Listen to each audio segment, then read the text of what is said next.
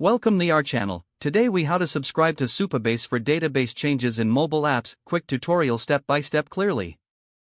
Start by opening your preferred web browser. Navigate to the Supabase website. If you don't have an account yet, click on the Sign Up button. Follow the prompts to create a new account. Once logged in, you'll be directed to the Supabase dashboard. Select the project you want to work with.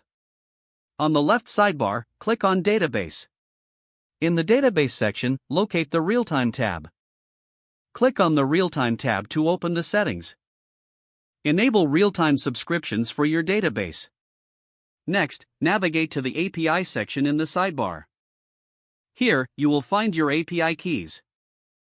Copy the project URL and API key for later use.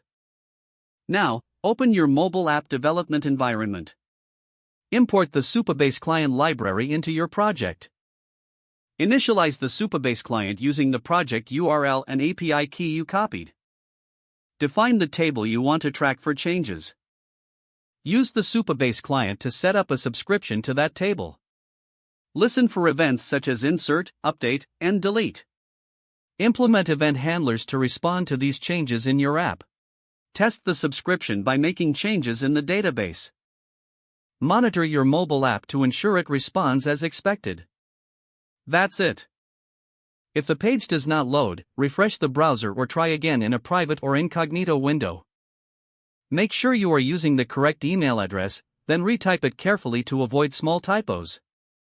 If your password is not accepted, use the reset option and create a new strong password you can remember. Check your spam folder for verification or security emails, then complete any requested confirmation steps.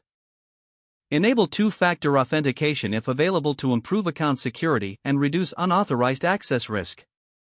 After signing in, review your profile details so your contact information and settings are accurate and current.